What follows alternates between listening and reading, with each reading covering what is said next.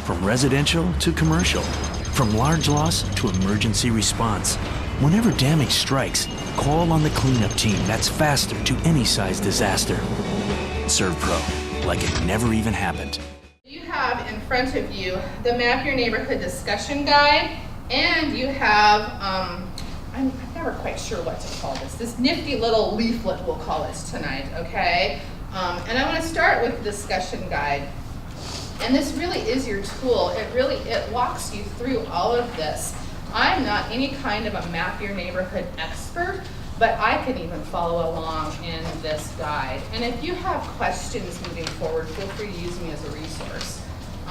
But what you're going to do is, the goal is to really just bring your small neighborhood together, whether it's just a couple of you or more. And when I think about my neighborhood, it's changed a lot over the years.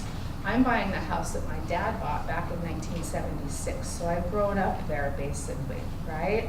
And it certainly is different than what it was. I don't even know all of my neighbors anymore, you know? And I don't think that if I went home and knocked on my neighbors' doors and said, hey neighbor, let's go do this Map Your Neighborhood thing, and I want to know, how many people live in your house and where's your, they're not all gonna say, oh, great, what's your name? Let's go do that, So some of this might take some time to grow and build in your neighborhood. That might just be a couple of you at first.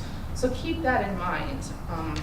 You might have a different neighborhood than I do though, and they might all be ready and gung-ho and up for it.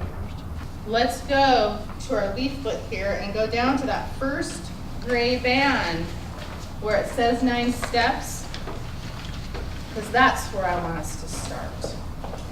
Are you ready at home? As much as I hate to admit it, I'm not as ready as I should be. I'm perfectly aware of that. And so that's that social media campaign that we're going to do soon. So the first step, take care of your loved ones. So I'm assuming since you two arrived together, you might be loved ones living under the same roof, okay? I know it's a bold assumption, but are you ready and can you take care of each other? Think of that first, that personal preparedness. Dress for safety. So do you have under your bed a pair of shoes, a hat or a helmet of some kind, a flashlight, an extra pair of glasses? I keep an extra pair of glasses on my bedside table, but what if during that earthquake, say that picture above the bed falls down, knocks my glasses off? Hopefully it's not going to hit any of us in the head or anything, but think about when that disaster happens, our house is going to be in disarray. So make sure you have something to cover your feet and your head and your eyes if necessary, and something to light your way right there, easy, close at hand. Because even getting to your closet might be a challenge, right? Definitely getting to the door might be a bigger challenge. So there's a good place for you to start, just there. Leather gloves too. I hadn't thought about leather gloves before, but chances are there's going to be broken glass, maybe broken wood, shards of wood and things like that you could get your hands cut. So keep those right under your bed so you have them. So we're already at step 3. That was pretty quick, right? So step 3, check the natural gas or propane at your home. Does anybody have natural gas or propane at your home? I have gas at home. Do you know where and how to shut that off? I know where. I don't know if I would know how. Do you know? Don't need a special tool. Oh, as a matter of fact. And where is that special tool? One of our other presenters a few weeks ago said, I have the tool that I need. Oh, imagine that. Look at that. Might be one of those special tools. She had the tools for her gas meter to shut it off. It was in her garage, but someone ran into her garage. She couldn't, into her garage with their vehicle. She couldn't get to the tool to get to the gas meter to turn it off. So think about that. I have all these tools in my garage, but what if I can't get to them? So maybe keeping this at your gas meter would be a good idea. Don't just automatically turn off your gas or propane, because you can't turn it back on again. It takes professionals to do that, and I'm no professional when it comes to that. So unless there's an issue, don't just automatically turn it off. Because remember, we talked in the beginning, it's gonna be days before help is going to arrive.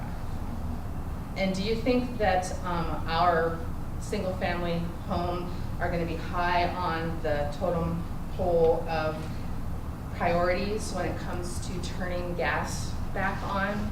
No, they're gonna be dealing with the big stuff, the big gas mains, and they're gonna be going to hospitals and, you know, other places that have a higher, the greater good kind of a thing. It's not that you're not important, please don't think that we're saying that, but the reality is that they'll get to us when they can. Like I said, you're going to shut those things off if it's necessary. I would start with the appliances within your home that are gas operated and check those lines and do a smell test around those. So if your washer, your clothes dryer, your stove, things like that, gas fireplaces, get down as close as you can, go ahead and give a little inhale, see if you smell that mercaptan smell, the additive that they put into the natural gas. If you're smelling that, and I would start turning off those appliances. And then as you move outside, then go ahead and turn off at the meter itself, which we'll demonstrate here in a little bit. But you should get a sense of what some of that smells like, because you might get a little bit of smell on a day-to-day operation of the gas meter, and that's normal. So you're going to have to gauge if it's more or less than that. It should be very minute if it's currently happening on a non-disaster scenario. And so look at shutting off the water to the house main, and you really do want to shut your water off no matter what when a disaster has happened, because that contains the water in your system. You want to shut it off at the main, right? I always get a little... Correct. Okay. Because if something down the main, down the water line from you has gone awry, which there's probably a high likelihood that has happened, you don't want to need those contaminants into your system. And at the very least, then you have the water that's within your system. Most of us have 50-gallon hot water tanks. Use that water wisely, but you have some clean water already in your system besides any other water that you have for being prepared to. So on the back of your leaflet, you see this okay. On the other side of that, there's a help.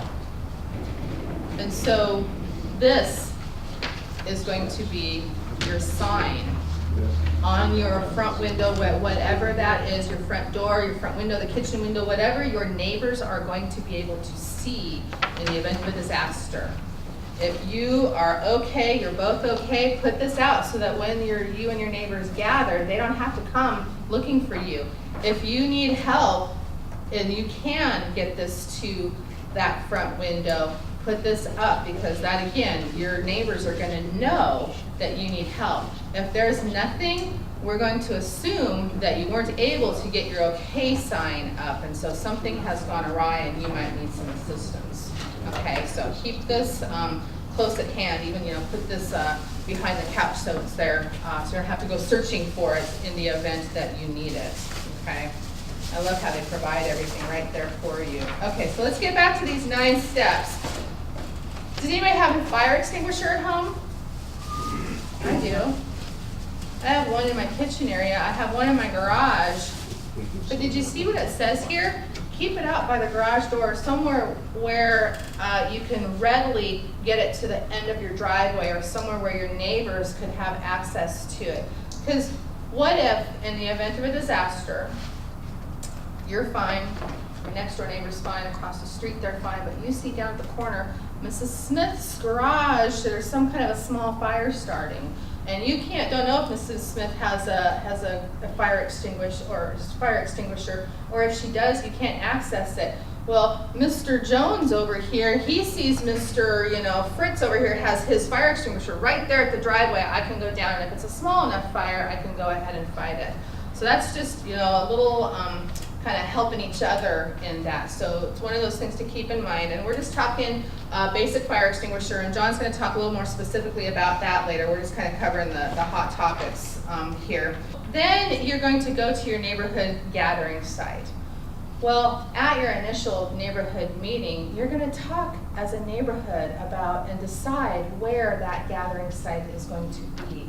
It might be the tree at Mr. Jones's house, in the middle of the neighborhood. It might be, I don't know what your neighborhoods are like, but you're gonna figure out what's going to be the best site for all of you to meet. And so that all of you who are able-bodied and able to meet, when that disaster happens, check yourselves, check your families, and then go meet, because then what do you think you're gonna do? You're gonna divide and conquer and go look for these, right?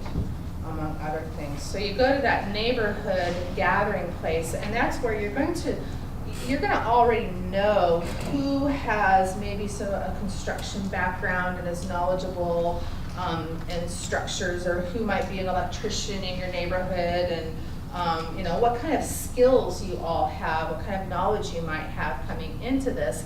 And think about that when you buddy up, when you pair yourselves to go out and canvass your neighborhood and check on things, check on people's gas lines.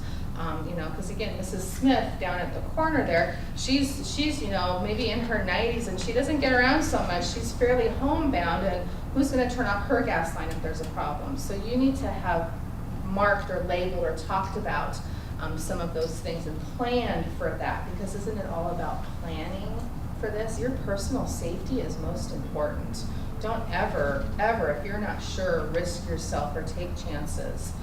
Because we'd rather have you shelter in place than try to get out. And in a lot of situations, getting out in your vehicle, we'd rather have you stay home, because there's going to be enough chaos, if you will, out there. So we'd rather not have people out there. It would be, unless there's something, you know, where you need to evacuate, sheltering in place is oftentimes a good plan. On step 8, because you're at your gathering spot, when you form your teams, you divvy up yourselves, and you want to at least go in pairs. Always at least go in pairs, just because you never know, and we want everyone to be safe. And so you want someone to be listening to the radio, so you know, oh my goodness, they just said that you know, we have not just this earthquake, but now there's a tsunami coming, and so we need to evacuate. Because if someone's not listening to that, how are you going to know, right? And always make sure it's a reliable resource. If you're active in social media, Fire District 1 has a Facebook and a Twitter page, and then we also have Ready Snowco, our disaster preparedness sites. We have Facebook and Twitter. We will be sharing information and retweeting, of course, like crazy, as official information comes, okay, from reputable sources. We really do want local news, and I'll give a plug to my neighborhood news network.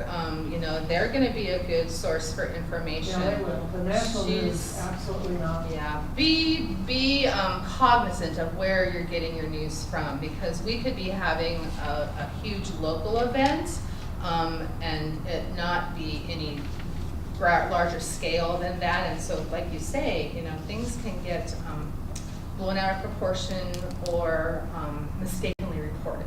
Check meters and do shut-offs if they need to, and then of course checking homes that have the help signs or nothing out on their windows.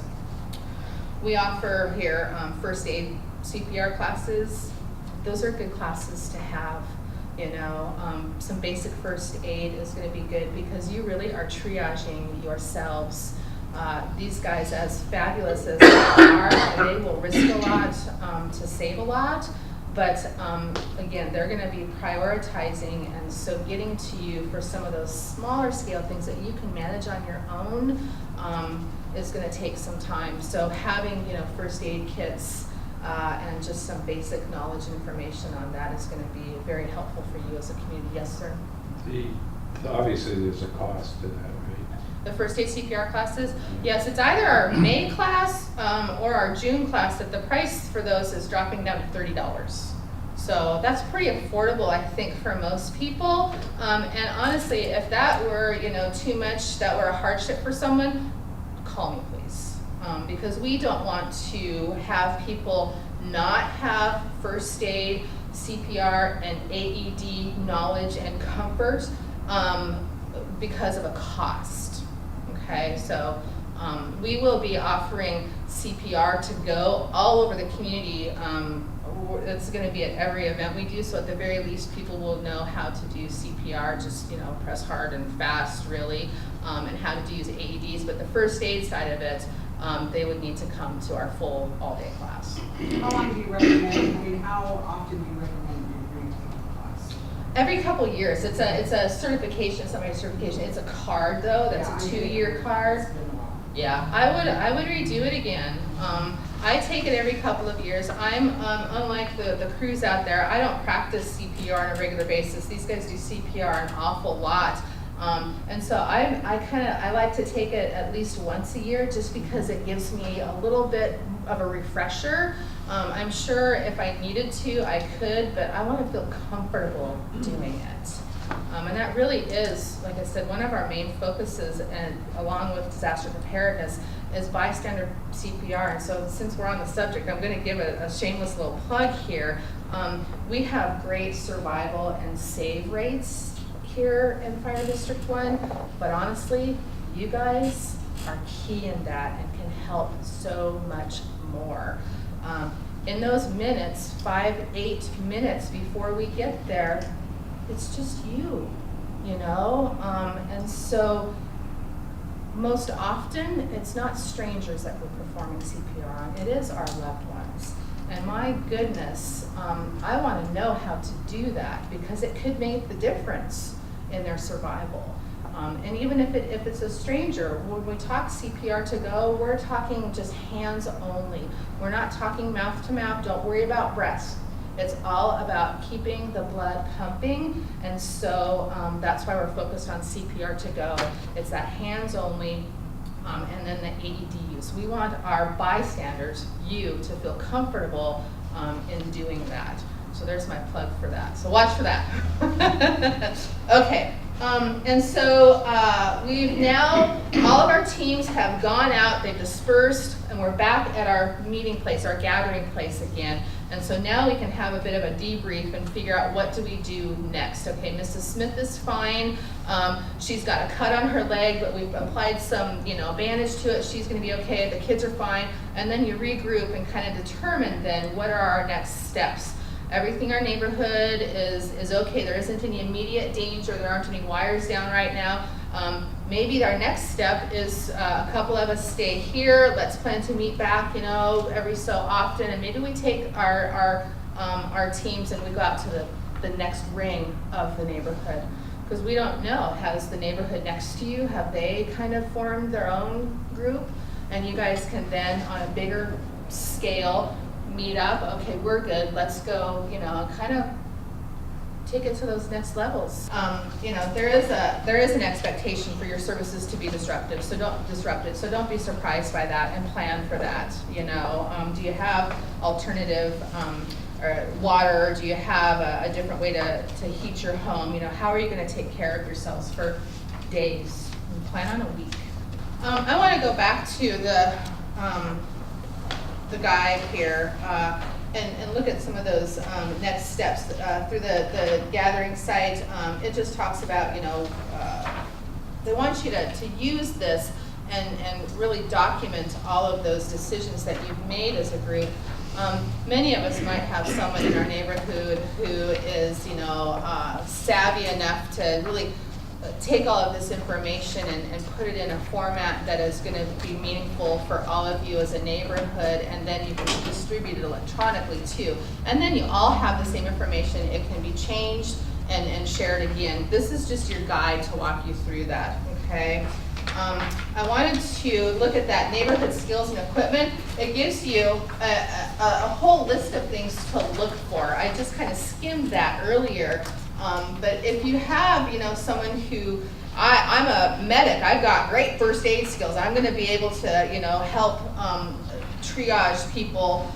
Maybe I work with older adults, and so I'm going to be on that team that's going to go check on Mrs. Smith down at the corner, or I work at a child care, I'm going to go check on the neighbors, So think about those skills that we all might have. And then equipment and supplies.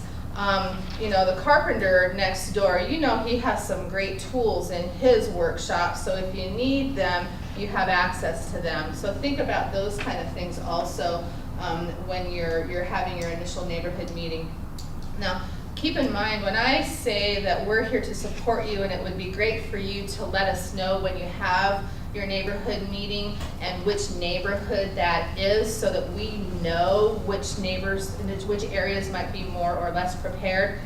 We're not asking you for this information. We're not the government who wants to know all of that information from you, okay? That's not what this is about. This is about us helping to support our larger community, because you saw on that map, we have a huge community that we're trying to help prepare. So that's the kind of information we want fed back to us, not all of this. This stays with you. This is for you and your neighborhood, okay?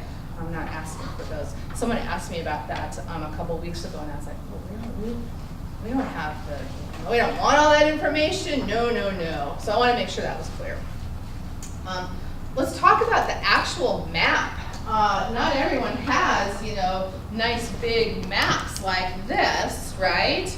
It doesn't have to be a big fancy map though. They actually have a grid here that you could use. I mean, it could be something as simple as that. You can see they've got it pretty broken down. First, second, third, fourth, first look at the layout. What is define your neighborhood, what you're gonna put on that map. And then number them in order, 1, 2, 3, 4, just like I said. And then third, put the exact location of all of those meters, so that in that disaster, I would walk it. Walk it. After you've done this, walk it so that you all know and see where that is. Maybe Mrs. Smith's, it's on the side of her house, but it's behind a gate and a bush. Knowing that on a normal day is going to be much better. You'll be much better versed and ready and able than in the event of a disaster. And then your contact list. Keep that separate. Flip to this next page. You got your grid or your map, and then your contact list. So house number, not address. That kind of keeps it, a little less personal too. What if someone were to get a hold of? Somebody asked me about that recently too. Well, what if somebody gets our list? Well, you can disguise a little bit, 1, 2, 3, rather than your house numbers. But those are the places where you want to put. So there's 2 adults, what are their names, 2 children, anything that you need to know, any special circumstances or special health care needs. Do they have a big dog, and what's the big dog's name? What's their phone number? What's the best way to contact them? What's their email address? So they have that for you also. I'm going to step back, and I'm going to let John, or ask John if he would come up and show us how to use some of these things. He's got his OK. You see his OK? He's got his OK sign. He's OK over there. Because he really is the one with the knowledge on this. I learn something from him every time we do this. So did you have any questions? No? Good. Okay. All right. Thank you, John. So, Map Your Neighborhood, is a phenomenal program. Goes into great detail, helps you start organizing your neighborhood, getting some groups ready, figuring out who has what tools, who can help in different situations, what skills they have. Some of the things that it doesn't talk about is that personal preparedness level. So I'm going to talk about CERT program, which is Community Emergency Response Teams.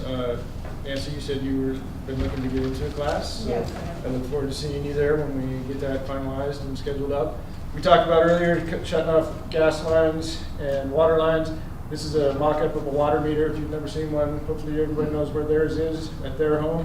And then a mock-up of a gas meter. They're both pretty similar. You don't specifically need a special tool. You can always buy one similar to this, or just they make a very simple wrench that's really looks just about like this that you can utilize. And it's a pretty simple application. The main valve for it is right here. If it's in line with the pipe, it's on and operating. All you gotta do is turn it quarter turn. I'm just using a simple box wrench here. If it's offline, it's turned off now. This one here is equipped so you can put a lock on it if you choose to. But you can take a simple wrench like this, zip tie it to your meter, and it's ready to go in whatever disaster you need. Okay? Same operation if you don't have a shutoff in your home or you can't get to it, the main coming into your house. You can go out to your water meter, same operation, it's a quarter turn with any style wrench, and you're turned off, and the water is not going to go in or out of your home. Okay, so those are, again, pretty simple operations. We walk through these, talk about them, make sure everybody knows where their meters are at their homes and how to access them. Again, doesn't necessarily take a special tool, but they do make them fairly cheap. You can get them at Home Depot, Lowe's, True Value, any of those types of stores. Fire extinguishers, I was just going to go over real quick. A lot of people end up with questions about these, generally about general purpose for your homes. We always recommend a standard ABC dry chemical extinguisher. Those are for the different classes of fire. Class A is your normal combustibles, wood, paper, those kinds of things. Class B is your flammable liquids, and Class C's are energized electrical equipment. So this would be a typical style extinguisher that you're going to find in almost every public building. You should find in every public building. And then you can buy these for home use too, again, through Costco, Home Depot, any of those locations. When you're sizing these up, some things to look at, if it's rechargeable or not, that can make a big difference. A lot of the ones you'll end up getting at Home Depot, Lowe's, Costco, or any of those types of stores are not going to be rechargeable, so you just got to keep that in mind. But some things to look at, like this one here, is rated as a 3A 10B C extinguisher. And that rating system is based off, people a whole lot smarter than me figured all this out. The A ratings, any A rating is equivalent to 2.5 gallons of water. Okay, so 1A would be equivalent to 2.5 gallons, 2A, 5 gallons. So this one's the same equivalency if I use 7.5 gallons of water to fight a fire. Okay, the 10B qualifies it for the test that they run is that makes it so that it can be put out 10 square foot of flammable liquid fire. Okay, and all these numbers are based on what they consider to be a non-expert operator. Definition of a non-expert is anybody who's never touched an extinguisher, can pull up, grab this off the wall in a public building, pull the pin, start squeezing, and spray dry chemical all over the place. If there was 10 square feet of fire, you would still manage to put it out. So after you've had some training, which again we do in the CERT program, you would be able to put out a whole lot more than 10 square feet of flammable liquid with this. Kristen did mention earlier too, when she was talking about fire or fire extinguishers, you'd have to be able to size up and know what size of fire, or if you can extinguish it. Some just basic numbers, fire tends to double every minute. So if you see a fire about the size of this desk and you walk away to go grab an extinguisher, by the time you come back it's going to be the size of 2 desks. So think about stuff like that. And that's why it's important to move those extinguishers out where they're accessible in the event of a disaster. As long as your needle's in the green, you should be good. The ones you see in public buildings are required to be tested annually, so they're open, drained, checked, charged, refilled, all that sort of stuff. If you do have ones that aren't rechargeable, I would just recommend every couple of months turn it upside down, take a rubber mallet, and just give it a couple of taps, because there is that chance that some of that dry chemical or that powder in there can just kind of cake and get a little solidified. We carry these a little bit larger ones on our apparatus, and we have to do that once a week because just driving down the road, all that vibration can get that to settle in, and then when you squeeze the trigger, it's not going to do anything for you. So I would just recommend that. And everybody, you guys know, basically it's just a baking soda type. Make sure it's non-toxic, non-lethal. It's safe. If the kids actually get a hold of it and start spraying each other in the street. As long as it's a dry chemical extinguisher. There are some other ones that can do some harm, but these ones are safe.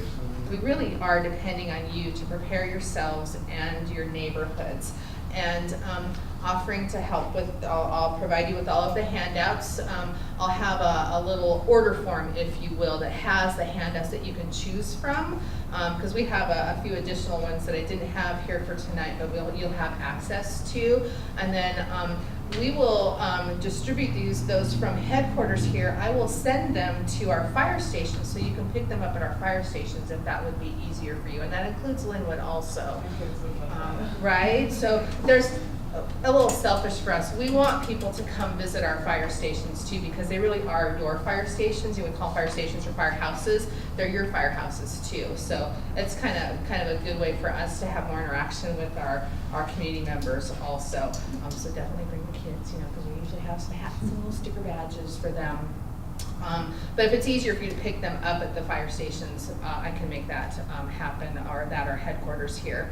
And like I said, it would be great for us to know when you have those events scheduled. but even more importantly, which neighborhoods, because I have that basic map in 2 different 6-foot by 6 or 9-foot, I think, maps that I'm gonna have on the wall so that we can really map out who's mapped themselves. That will help us in our targeting, kind of our public education, and in our deployment when it comes to disasters. Which neighborhoods can we kind of depend on to be fairly self-sufficient for a while? So we really are looking at the bigger picture of this and how that's going to help us in a real world kind of emergency and disaster situations. Thank you all so much again for coming and spending some time with us on a Wednesday evening out of your busy schedules. Again, you have my contact information. Feel free to reach out. We are here for you, even if you're not in our service area. We will help you get hooked up, and it really is about the greater good for the greater community here in Snohomish County. So thank you so much.